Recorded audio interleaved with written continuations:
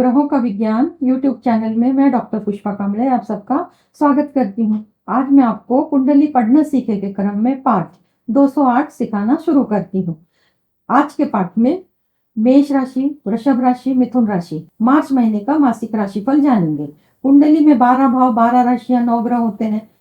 ग्रह राशि बदलते हैं, एक भाव से दूसरे भाव में भ्रमण करते हैं, प्रवेश करते हैं। इसे गोचर कहा जाता है। गोचर के ग्रह संबंधित भाव से भ्रमण करते हैं तो संबंधित भाव से क्या परिणाम मिलते हैं उनको जानेंगे। और साथ में सफल ज्योतिषी बनने के योग कैसे बनते हैं, कौन से ग्रह, कौन सी राशियां महत्वपूर्ण होती है।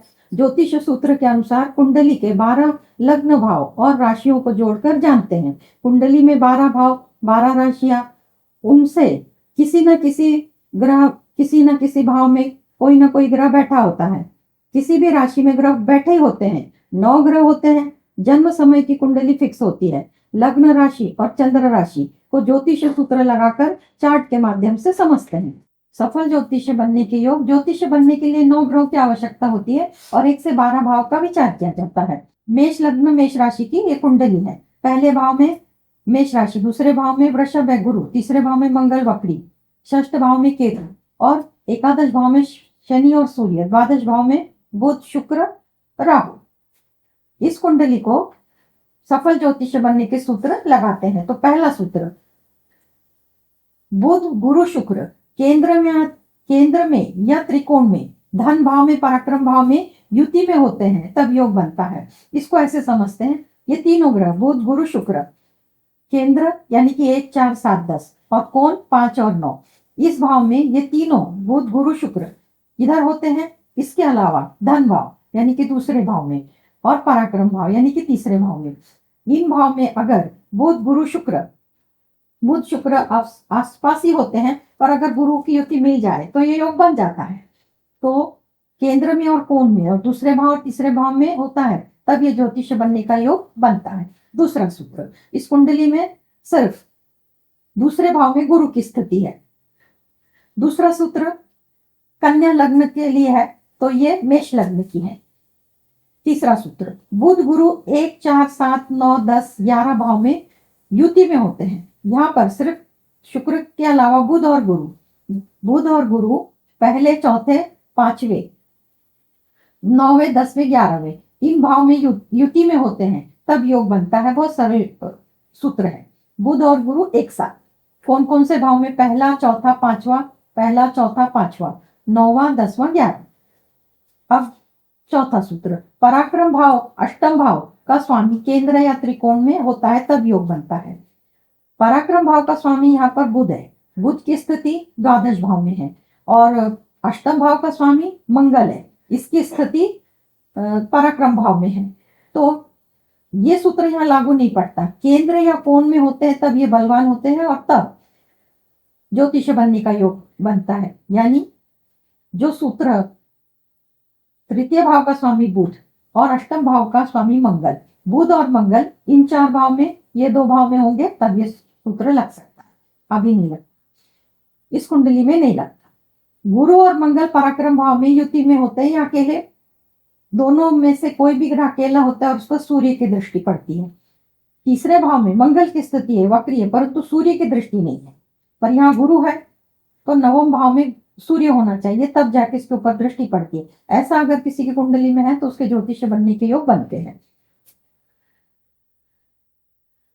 छठवां सूत्र, पहला, दूसरा, पांचवा, 9वां, पहला, दूसरा, पांचवा, 9वां, 11वां, 12वां भाव में शुक्र होते हैं तो उस पर गुरु की दृष्टि होती है तब योग बनता है। पहला, दूसरा, 12वां और 5वां, 9वां इस भाव में शुक्र होते हैं और शुक्र पर गुरु के पास 3 दृष्टियां हैं। कहीं से भी गुरु 3 दृष्टियों से अगर दृष्टि में आते हैं शुक्र तो ज्योतिष बनने के योग बनते हैं। अब लग्न भाव में, लग्न भाव से क्या देखा जाता है, 7वां सूत्र, लग्न भाव से ज्ञान का विचार किया जाता है, धन भाव से वाणी का विचार किया जाता है और 9वें भाव से भाग्य का विचार किया जाता है। तो इन तीनों का संबंध कुंडली में होता है तब योग बनता है। ये तीनों को, ये महत्वपूर्ण सूत्र है क्योंकि लग्न, वाणी और भाग्य बहुत इंपॉर्टेंट पार्ट है। तो ये तीनों भाव आपस में कैसे संबंध बनाते हैं तो इसको देख लेते हैं। लग्न मंगल, मंगल की स्थिति तृतीय और यहाँ मंगल कारक होते हैं। मंगल का संबंध दूसरे भाव का स्वामी शुक्र है। शुक्र मंगल के पास जो दृष्टि है, शुक्र के साथ कोई दृष्टि संबंध नहीं हो रहा। अब भाग्य भाव का स्वामी गुरु है। गुरु दूसरे भाव में है, परंतु गुरु का दृष्टि संबंध 7वें 8वें 9वें, यानी गुरु ना तो मंगल पे दृष्टि डाल रहा है, ना तो बुध पे, मंगल पे और शुक्र पे। 3 ग्रह महत्वपूर्ण है, गुरु, मंगल और शुक्र। इनका आपस में कहीं दृष्टि संबंध नहीं हो रहा और युति में भी नहीं है, तो ये सूत्र नहीं लगता, पर इसको ऐसे देखा जाता है। लाभ भाव का स्वामी केंद्र या त्रिकोण में होना चाहिए, ये भी महत्वपूर्ण सूत्र है। अगर ज्योतिष व्यवसाय में धन अर्जित करना तो इस भाव को देखा जाता है।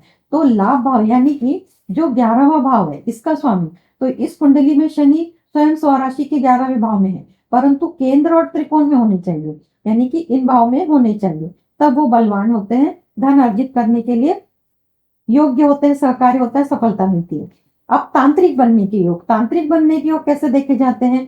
तो धन भाव अष्टम भाव का संबंध बुध गुरु शुक्र से होता है। अब इसको धन भाव का स्वामी शुक्र है और अष्टम भाव का स्वामी मंगल है। शुक्र और मंगल का संबंध किससे आना चाहिए? बुध से, गुरु से, शुक्र से। अब मंगल अकेला है और जो धन भाव का स्वामी वो शुक्र है। शुक्र किसके साथ बैठा है? तो शुक्र बुध के साथ बैठा है। शुक्र बुध के साथ बैठा है, पर यह अशुभ ग्रह है और यहाँ पे स्थिति एक ऐसी है, शुक्र यहाँ पे उच्च है और बुध यहाँ पे नीचे है।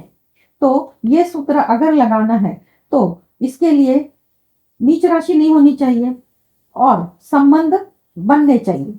तो मंगल की दृष्टि कहीं से नहीं है इन पे, क्योंकि मंगल अष्टम भाव का स्वामी है और धन भाव का स्वामी शुक्र, तो शुक्र की 7वीं दृष्टि, शुक्र के पास एक ही दृष्टि है और मंगल की कहीं से इन पर दृष्टि नहीं है, यानी कि ये संबंध नहीं लग रहा।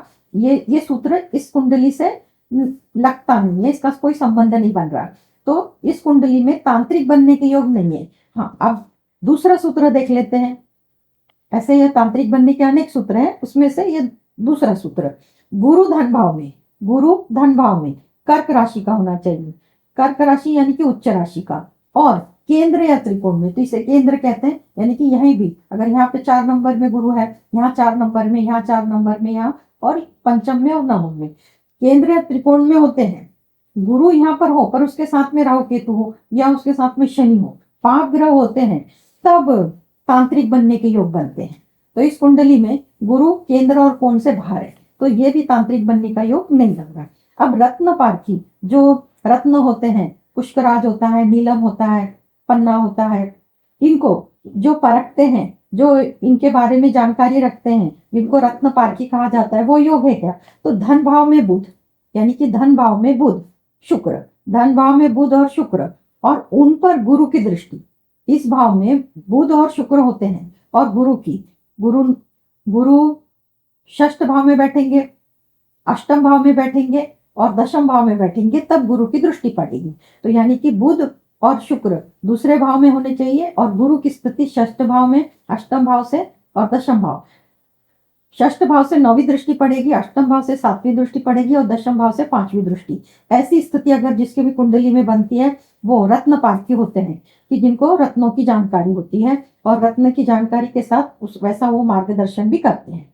अब हस्तरेखा तत्व, जो हाथ की रेखाएं पढ़ते हैं, उनके बारे में, वो योग कैसे बनते हैं? हस्तरेखा पढ़ने वाला योग गुरु 5वें और 9वें भाव में होता है। ये 5वां और 9वां, इस भाव में अगर गुरु होते हैं और उस पर कहीं से चंद्र की दृष्टि, अब कहीं से गुरु 5वें भाव में होंगे तो 11वें भाव में एकादश भाव से चंद्रमा 7वीं दृष्टि से देखेंगे, क्योंकि चंद्रमा पर एक ही दृष्टि है, और 9वें भाव को पराक्रम भाव में बैठेंगे चंद्रमा, तब वो गुरु को 7वीं दृष्टि से 9वें भाव को देख पाएंगे।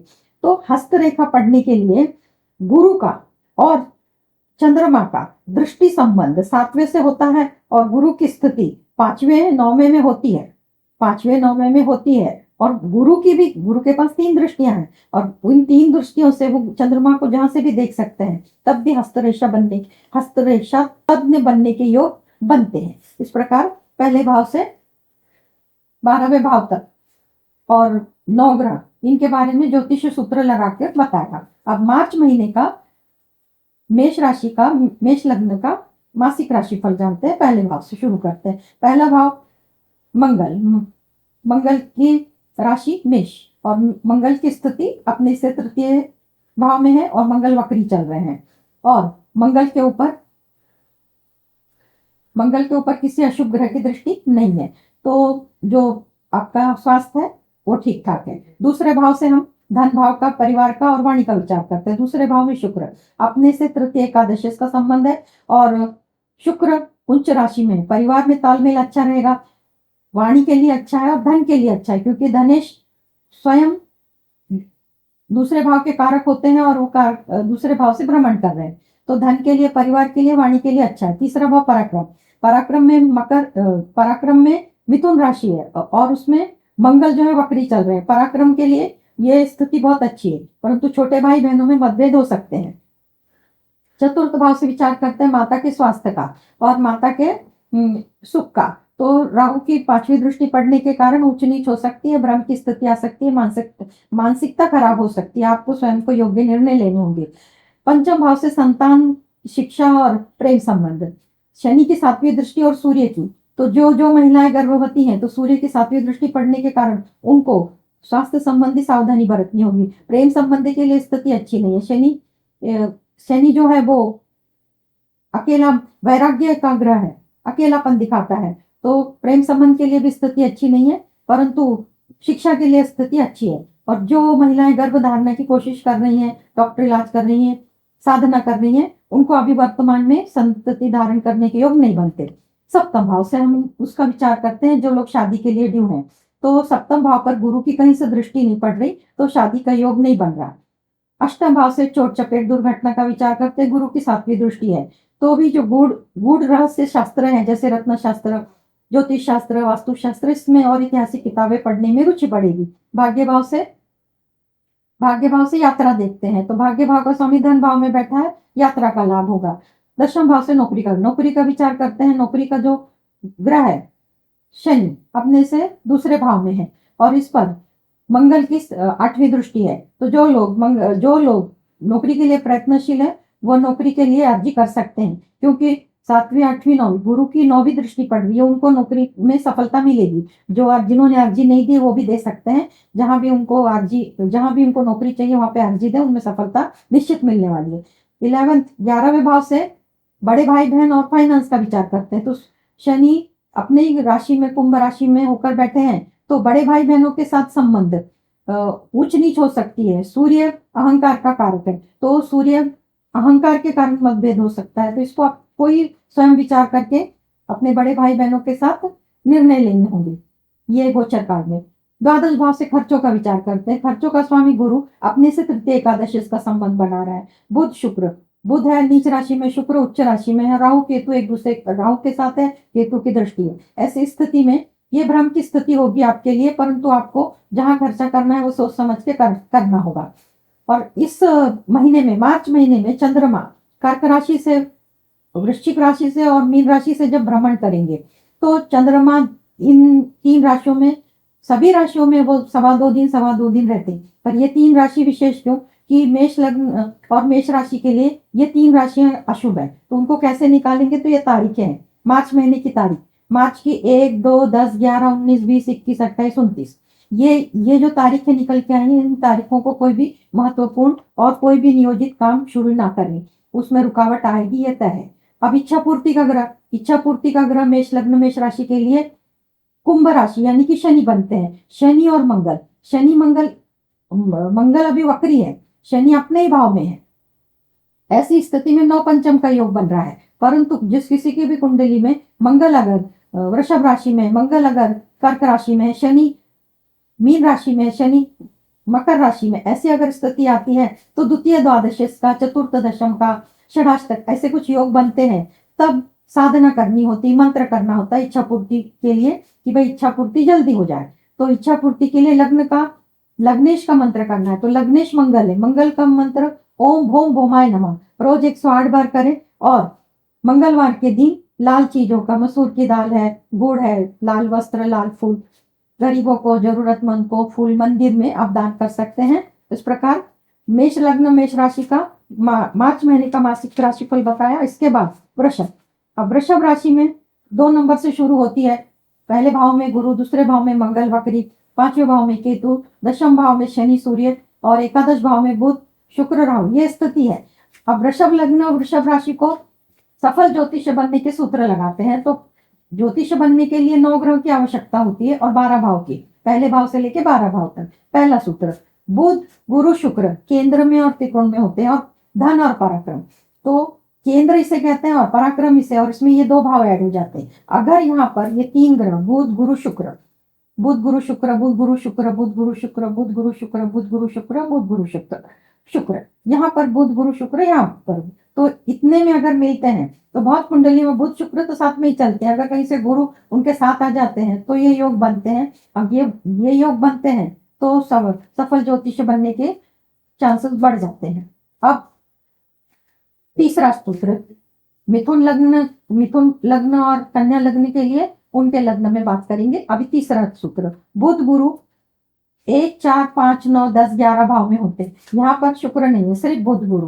पहले भाव में, चौथे भाव में, 5वें, 9वें, 10वें, 11वें, ये 2 ग्रह अगर पहले, चौथे, 5वें, 9वें और 11वें भाव में होते हैं तब भी ये योग बनता है। पराक्रम भाव और अष्टम भाव का संबंध, अब ये सूत्र समझने का है। पराक्रम भाव का और अष्टम भाव, पराक्रम भाव का कर्क राशि है, इनका स्वामी चंद्रमा है, और अष्टम भाव का स्वामी गुरु है। गुरु की स्थिति लग्न में है, और पराक्रम भाव का चंद्रमा भी लग्न भाव में, क्योंकि लग्न वृषभ लग्न और वृषभ राशि, तो दोनों का संबंध बन रहा है। तो इस कुंडली में ज्योतिष बनने के योग बनते हैं, और ये सूत्र लगता है। तृतीय भाव का स्वामी पराक्रम बोलते हैं जिसे, उसका स्वामी लग्न में, और अष्टम भाव का स्वामी लग्न में, तो ये सूत्र लगता है। गुरु मंगल पराक्रम भाव में होते हैं या अकेले होते हैं। यहाँ पर मंगल है या गुरु है और उस पर सामने से सूर्य की दृष्टि पड़ती है, तब ज्योतिष बनने के योग बनते हैं। गुरु मंगल पराक्रम भाव में अकेले होते हैं। अगर इधर पे मंगल अकेले है और सूर्य यहाँ से देख रहे हैं, और गुरु यहाँ पर है और यहाँ से सूर्य देख रहे हैं, तब भी ये होते हैं। दोनों की युति में भी और अकेले अकेले में भी होते हैं। अब छठवां सूत्र, 1, 2, 5, 9, 11, 12, 1, 2, 5, 9, 11, 12, इस भाव में शुक्र चाहिए। ये 3 भाव, पहला, दूसरा और 12वां, और 5वां, 9वां, इस भाव में अगर शुक्र होते हैं और उस पर गुरु की दृष्टि, तो ये 3 भाव हैं, तो गुरु के पास तो 3 दृष्टियां हैं, कहीं से भी तो दृष्टि पड़ी जाएगी। भाव कितने हैं? 1, 2, 5, 9, 11 और 12, तब भी सफल ज्योतिष बनने के योग बनते हैं।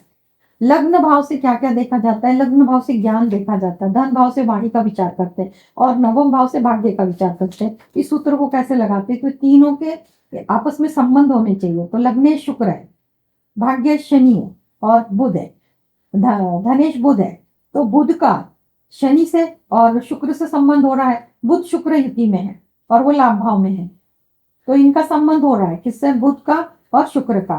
पर भाग्य शनि, भाग्य का जो शनि है अपने राशि से नहीं, वो तो स्व राशि का है, पर इनके साथ संबंध नहीं हो रहा, दृष्टि संबंध भी नहीं हो रहा, युति में नहीं, तो ये सूत्र पूरा नहीं लग रहा।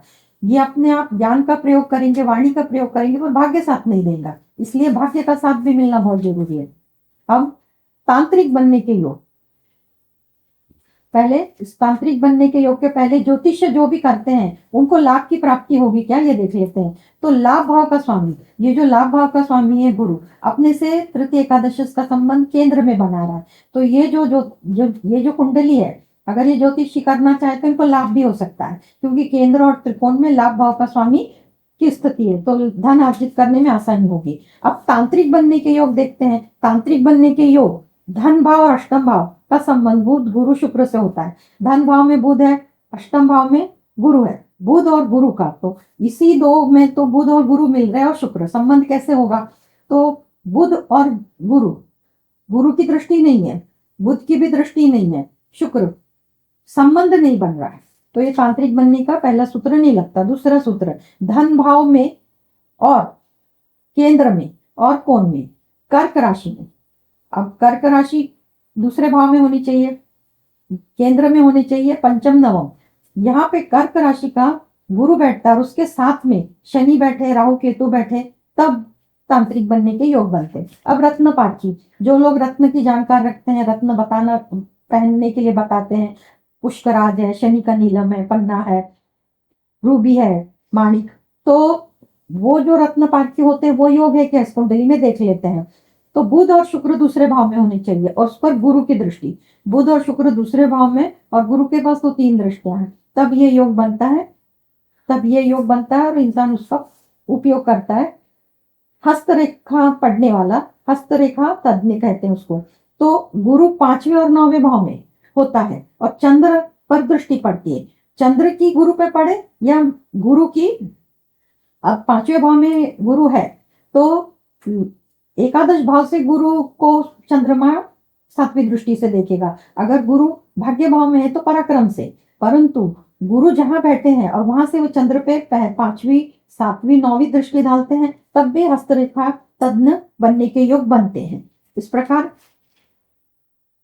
हस्तरेखा तांत्रिक बनने के, रत्नपारखी बनने के और ज्योतिष बनने के सूत्र लगाकर बताया। अब वृषभ लग्न वृषभ राशि का मार्च महीने का मासिक राशिफल पहले भाव से जानते हैं। पहले भाव का स्वामी शुक्र अपने से तृतीय एकादश इसका संबंध बना रहा है और इस पर 7-8 केतु की 9वीं दृष्टि पर गुरु की स्थिति है, तो आरोग्य के लिए अच्छा रहेगा। दूसरे भाव में मंगल वक्री है, धन भाव, धन का विचार करते हैं, परिवार का विचार करते हैं और वाणी का। मंगल होने के कारण वाणी में मधुरता लानी होगी, परिवार में मतभेद होंगे, विचार करके निर्णय लेना होगा। और धन के लिए स्थिति अच्छी है क्योंकि धन का कारक है जो लग्न में बैठा है, केंद्र में कोण में आ जाते हैं, तो धन की स्थिति अच्छी है। तीसरे भाव से पराक्रम का विचार करते हैं, तो पराक्रम के ऊपर राहु की दृष्टि है, तो जो भी लोग मीडिया से संबंधित कार्य करते हैं उनको उसमें सफलता मिलेगी। पर बड़े भाई छोटे भाई बहनों के साथ जो संबंध है उसमें मतभेद आ सकते हैं, भ्रम की स्थिति होगी। इसको सोच समझ के विचार करके अपने छोटे भाई बहनों के साथ व्यवहार करना होगा, उनसे बातचीत करनी होगी।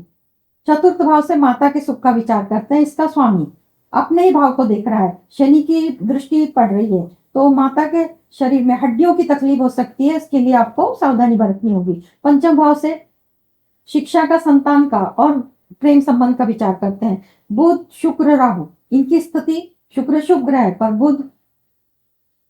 बुध की है नीच राशि, शुक्र की उच्च राशि, शुक्र की 7वीं दृष्टि पड़ रही है और राहु की, तो प्रेम संबंध में मतभेद होंगे और सुलह भी हो जाएंगे। शिक्षा के लिए स्थिति अच्छी है कि गुरु की 5वीं दृष्टि पड़ रही है। संतान के लिए भी स्थिति अच्छी है, पर संतान जो शिक्षा ले रही है उसके लिए, पर जो लोग संतान प्राप्त करना चाहते हैं, जो महिलाएं गर्भधारण करना चाहती हैं, उनके लिए समय बहुत अच्छा है। वो डॉक्टर इलाज भी करें उनको सफलता मिलेगी, अगर वो धार्मिक कोई मार्ग अपनाती है उसमें भी उनको सफलता मिलेगी संतति प्राप्ति के लिए। सप्तम भाव से दाम्पत्य जीवन, तो गुरु की 7वीं दृष्टि सप्तम भाव से दाम्पत्य जीवन बेहतर रहेगा। जो लोग शादी तय करना चाहते हैं, शादी का विचार कर रहे हैं, उनकी शादी भी तय हो जाएगी। और व्यवसाय के लिए बुध अपने से 9 पंचम का योग बना रहा है, तो व्यवसाय के लिए भी स्थिति बहुत अच्छी है। अब मंगल की 7वीं दृष्टि पड़ने के कारण चोट चपेट दुर्घटना से सावधानी बरतनी होगी, भाग्य का साथ मिलेगा। दशम भाव में शनि और सूर्य कारक होते हैं और मंगल के साथ 9 पंचम का योग, तो नौकरी के लिए स्थिति बहुत अच्छी है। जो लोगों ने नौकरी के लिए अर्जी दी है उनको सफलता मिलेगी। एकादश भाव में बुध शुक्र राहु और एकादश का स्वामी लग्न पहले भाव में बैठा है, तो फाइनेंस के लिए स्थिति अच्छी है। पर राहु केतु का संबंध आता है तो बड़े भाई बहनों के साथ मतभेद होने की संभावना बनती है। इसको आप ही निर्णय लेके, योग्य निर्णय लेके, सलाह मसलत करके वो जो भी इशू होता है उसको आप मिटा सकते हो समझौता करके। द्वादश भाव से खर्चों का विचार, तो द्वादश का स्वामी मंगल वक्री चल रहे हैं और लग्न का जो स्वामी शुक्र है वो लाभ भाव में बैठा है, तो खर्चे आपको ही देखने होंगे कि भाई कहाँ पे खर्च करेंगे तो खर्चे होंगे और कहाँ पे नहीं करेंगे तो लाभ होगा क्या। तो खर्चों के बारे में आपको ही निर्णय लेना है, परंतु यूनिवर्सल के तरफ से ऐसा कुछ अचानक बहुत बड़ा कुछ गड़बड़ नहीं होने वाला। अब पहले भाव से 12वें भाव तक वृषभ लग्न वृषभ राशि का मासिक राशिफल बताया, इसके साथ चंद्रमा। अब चंद्रमा चौथे 8वें 12वें आते हैं, यानी कि सिंह राशि, धनु राशि और मेष राशि, ये इनके लिए अशुभ है। तो ये कैसे निकालेंगे अशुभ दिन? चंद्रमा 2.25 दिन, 2.25 दिन, 2.25 दिन, तो चंद्रमा 2.25 दिन जो एक राशि में रहते हैं, तो वो ये तारीखें हैं मार्च महीने की 3, 4, 12, 13, 22, 23। इन तारीखों को नियोजित कार्य कोई ठहराया वो ना करें, क्योंकि उस दिन वो कार्य होने ही वाला नहीं है, उसमें रुकावट आएगी। इसको आप एक आजमा के भी देख सकते हैं, परंतु बताने के तौर पे इन तारीखों से बचना। इच्छा पूर्ति, वृषभ लग्न वृषभ राशि के लिए इच्छा पूर्ति का जो ग्रह है वो गुरु है। गुरु और शुक्र तृतीय एकादशी का संबंध बना रहे हैं। ये स्थिति बहुत अच्छी है। अब ये स्थिति बहुत अच्छी है, परंतु इस सभी के कुंडली में ये स्थिति नहीं आएगी। अगर किसी का चतुर्थ दशम आ रहा है, चतुर्थ दशम यानी कि गुरु 3 में बैठा है, शुक्र से चतुर्थ दशम है। अगर गुरु 5 में चतुर्थ भाव में सिंह राशि में बैठा है तो षडाष्टक हो रहा है। ऐसी स्थिति में अगर इच्छा पूर्ति में रुकावट आ रही है तो जो इच्छा पूर्ति का ग्रह है गुरु, तो गुरु का मंत्र करना होगा ओम ब्रीम बृहस्पते नमः। रोज 108 बार करना है और गुरु से संबंधित पीली चीजें, पीले वस्त्र, पीले फूल, चने की दाल जरूरतमंद गरीबों को और फूल मंदिर में दान दे सकते हैं। इस प्रकार वृषभ लग्न वृषभ राशि का मासिक राशि फल बताया। इसके बाद मिथुन लग्न मिथुन राशि 3 नंबर से शुरू होती है। मंगल वक्री है, चौथे भाव में केतु है, भाग्य भाव में शनि सूर्य, दशम भाव में राहु बुध और शुक्र, और द्वादश भाव में गुरु की स्थिति है। ये मिथुन लग्न मिथुन राशि की स्थिति है। इसको ज्योतिष सूत्र लगाते हैं। 9 ग्रह की आवश्यकता होती है और 12 भाव की आवश्यकता होती है। बुध गुरु शुक्र ये 4 भाव में, 5वें 9वें भाव में और दूसरे और तीसरे भाव में अगर ये 3 ग्रह होते हैं तो सफल ज्योतिष बनने के योग बनते हैं। अब इधर पे मिथुन लग्न और कन्या लग्न, तो ये मिथुन लग्न मिल रहा है। अगर मिथुन लग्न जिनकी भी कुंडली में है और बुध चतुर्थ भाव में बैठता है, पहले भाव में बुध चतुर्थ, 5वें 7वें 9वें और 10वें 3 भाव में बुध है और उस पर गुरु की कहीं से भी दृष्टि पड़ रही है तो तब सफल ज्योतिष बनने के योग बनते हैं। बुध लग्न में है, चतुर्थ पंचम नवम दशम एकादश में, तो इस पर गुरु की दृष्टि पड़ती है तो ज्योतिष बनने के योग बनते हैं। बुध गुरु पहले चौथे पांचवें 9वें 10वें 11वें, पहले चौथे पांचवें, यहाँ पे सिर्फ बुध गुरु, बुध और गुरु बहुत महत्वपूर्ण है। इनके साथ शुक्र होता है तो उसमें और भी वृद्धि होती है। पहला चौथा पांचवा 9वां 10वां 11वां, इसमें बुध गुरु की स्थिति होती है इन 3 भाव में और इन 3 भाव में, तब भी सफल ज्योतिष बनने के योग बनते हैं। अब पराक्रम भाव का संबंध अष्टम भाव, क्योंकि ज्योतिषी के लिए अष्टम भाव देखा जाता है और पराक्रम आपका पराक्रम है, तो पराक्रम का स्वामी सूर्य है जो भाग्य भाव में बैठा है और अपने भाव को देख रहा है, और जो अष्टम भाव का स्वामी शनि है। शनि और सूर्य की युति है, यानी कि इस कुंडली में पराक्रमेश और अष्टमेश का संबंध बन रहा है। ये भी योग इस कुंडली में लग रहा है, ये सफल ज्योतिष बन सकते हैं। गुरु और मंगल पराक्रम भाव में युति में होते हैं। पराक्रम भाव को तीसरे भाव में बोला जाता है। यहाँ पे गुरु और मंगल है और सामने से सूर्य की दृष्टि है। सूर्य ऑलरेडी भाग्य भाव में है पर यहाँ गुरु और मंगल नहीं। अगर अकेले गुरु होते तब भी योग बनता, अकेले मंगल होते तब भी योग बनता है। इसके बाद शुक्र पहले भाव, दूसरे भाव और 12वें, ये 3 भाव में होते हैं। 5वें 9वें 11वें और 12वें भाव अभी बताया, 5वें 9वें और 11वें, इन भाव में शुक्र होते हैं और कहीं से भी गुरु की उस पर दृष्टि पड़ती है तब भी ये योग बनता है। बहुत सारी कुंडली में ऐसे योग बन जाते हैं कि शुक्र तो महीने के अंदर राशि बदलते हैं। लग्न भाव से ज्ञान का विचार किया जाता है, धन भाव से वाणी का विचार किया जाता है, नवम भाव से भाग्य का विचार किया जाता है। ऐसी स्थिति में इन तीनों का संबंध आना चाहिए। तो पहला बुध है, दूसरा चंद्रमा है और तीसरा शनि है। तो बुध और शनि इस कुंडली में तृतीय द्वादश का संबंध बना रहे हैं। और मिथुन लग्न मिथुन राशि यानी कि चंद्रमा पहले भाव में है, तो ना तो दृष्टि संबंध है और ना ही युति संबंध है, तो ये सूत्र नहीं लगता।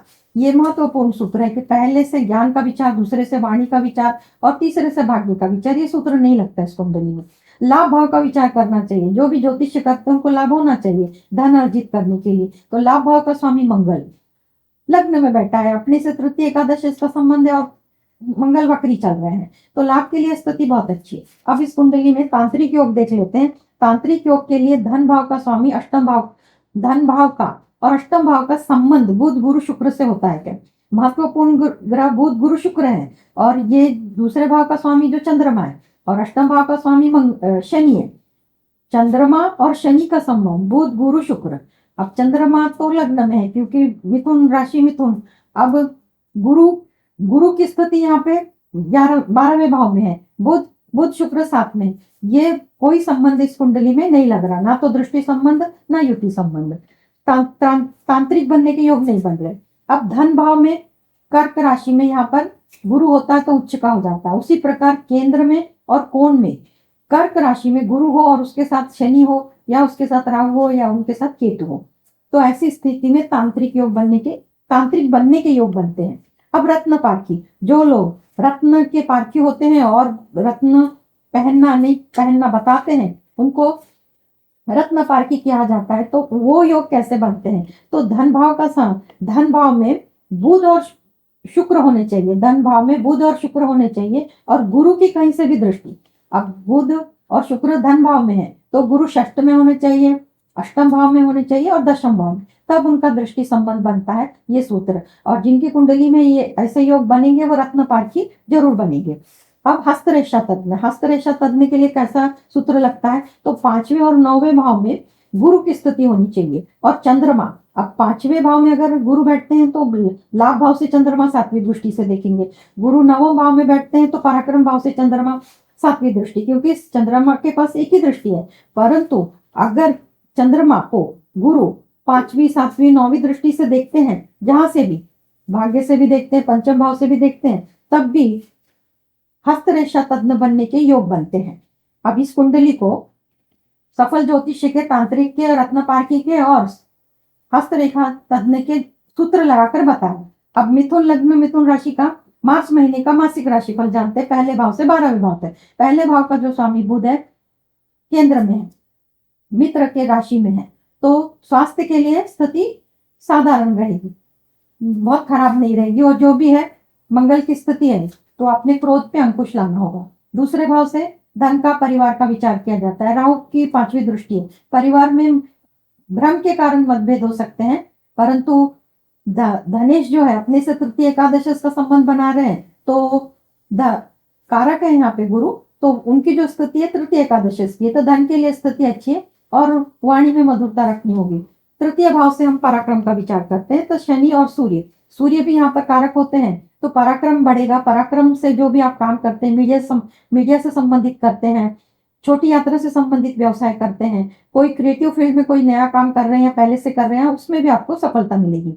चतुर्थ भाव से माता के स्वास्थ्य का विचार, तो राहु केतु की स्थिति है, माता के स्वास्थ्य में ऊंच नीच हो सकती है। शुक्र शुभ ग्रह है, परंतु राहु केतु की स्थिति आने के कारण भ्रम के कारण बीमारी हो सकती है, और भ्रम के कारण माता के साथ मतभेद भी हो सकते हैं, और वो सुलह भी हो जाएंगी, क्योंकि गुरु की 5वीं दृष्टि पड़ रही है, तो कोई बहुत बड़ी बात नहीं है। पंचम भाव से शिक्षा संतान का विचार करते हैं, प्रेम संबंध का, तो उस पर शुभ ग्रह की कहीं से दृष्टि नहीं है, इसके लिए ज्यादा कोई अच्छी भी बात नहीं है, बुरी भी नहीं है, सामान्य रहेगा। सप्तम भाव से जिनकी शादी होने वाली है उनका विचार करते हैं, तो गुरु का संबंध 7वीं 8वीं, गुरु का संबंध नहीं हो रहा, और स्वयं सप्तमेश गुरु है, तो जिनकी शादी तय होने हैं उनके लिए शादी के योग नहीं बनते। अष्टम भाव में गुरु की 9वीं दृष्टि पड़ने के कारण चोट चपेट दुर्घटना जो भी है उससे सावधानी मिलेगी, और जो भी रहस्यमय चीजें वो पढ़ने में रुचि बढ़ेगी, और रहस्यमय जो भी है, ज्योतिष शास्त्र है, अंक शास्त्र है, वास्तु शास्त्र है, इनमें रुचि बढ़ेगी, इनको सीखने में, पढ़ने में रुचि बढ़ेगी। भाग्य भाव में सूर्य और शनि है, भाग्य का साथ मिलेगा, स्वराशि के हैं, और लंबी यात्रा जो धार्मिक यात्रा होती है उसका भी सुख मिलेगा। दशम भाव से नौकरी का विचार करते हैं। मंगल बुध शुक्र केंद्र में है, तो कारक जो है मंगल और सूर्य, ये अपने से 9 पंचम का योग बना रहे हैं, और गुरु की स्थिति भी अपने भाव से तृतीय एकादश का संबंध बना रही है, तो नौकरी के लिए स्थिति बहुत अच्छी है। जिन्होंने अर्जी दी है उनको सफलता मिलने वाली है। एकादश भाव से बड़े भाई बहनों का विचार और फाइनेंस का, तो एकादश का स्वामी मंगल लग्न में वक्री होके है, अपने से तृतीय एकादश का संबंध, फाइनेंस के लिए स्थिति अच्छी है, और बड़े भाई बहनों के लिए भी स्थिति अच्छी रहेगी, क्योंकि आप स्वयं ही, जो बुध है आपका दशम भाव में है, मित्र राशि में, जो भी आप निर्णय लेंगे वो योग्य होगा, बहुत बड़ा इशू नहीं है। द्वादश भाव से खर्चों का विचार, तो गुरु जहाँ पे बैठते हैं वहां का विस्तार करते हैं, तो खर्च बढ़ने वाले हैं, परंतु जो 12वें भाव का स्वामी है शुक्र, अपने से तृतीय एकादश का संबंध बनाने के कारण आप सोच समझ के खर्चे करेंगे, खर्चे भी ज्यादा होने वाले नहीं। अब इसके बाद चंद्रमा जब कन्या राशि से, मकर राशि से और वृषभ राशि से भ्रमण करेंगे मार्च महीने में, तो 2.25 दिन, तो इसमें जो तारीखें निकल के आती है वो इस प्रकार है, और ये तारीखें अशुभ है। इन तारीखों को कोई भी काम प्लानिंग के अनुसार नियोजित कोई भी काम शुरू ना करे, उसमें रुकावट आती है। तारीखें इस प्रकार है मार्च महीने की 5, 6, 14, 15, 24, 25, इन तारीखों को कोई भी नया काम शुरू ना करे, मानसिकता खराब होती है। अब इच्छा पूर्ति का ग्रह मिथुन लग्न, मिथुन राशि के लिए मंगल बनते हैं। तो मंगल की स्थिति लग्न में है और मंगल वक्री चल रहे हैं और बुध दशम भाव में चतुर्थ दशम का संबंध बना रहे हैं, यानी कि 1 2 3 4 बुध से गिनेंगे तो मंगल चौथा और मंगल से गिनेंगे तो 10, 1 2 3 4 5 6 7 8 9 10 चतुर्थ दशम। तो विलंब से इच्छा पूरी होगी तो इसके लिए आपको लग्नेश का मंत्र करना होगा बुध का। तो लग्नेश का मंत्र होगा ओम बूम बुधाय नमः। रोज 108 बार करना है। हरी चीजों का दान गरीबों में जरूरतमंद को आप कर सकते हैं। गाय को हरा चारा खिला सकते हैं। जो भी जरूरतमंद है उनको हरी मूंग की दाल दे सकते हैं, हरे वस्त्र दे सकते हैं, किन्नरों को दान कर सकते हैं, चूड़ियां दे सकते हैं। ऐसा अगर आप करते हैं तो आपको इच्छा पूर्ति होने में मदद मिलेगी और आपकी इच्छा शीघ्र पूरी हो जाएगी। इस प्रकार मेष लग्न मेष राशि, वृषभ लग्न वृषभ राशि, मिथुन लग्न मिथुन राशि, इनका मासिक राशिफल मार्च महीने का बताया। इसके साथ में सफल ज्योतिषी बनने के योग कैसे बनते हैं, तांत्रिक बनने के योग कैसे बनते हैं, रत्न पारखी बनने के योग कैसे बनते हैं और हस्तरेखा तज्ञ बनने के कैसे योग बनते हैं, इनको सूत्र लगाकर बताया। आज के क्लास में इतना ही। धन्यवाद।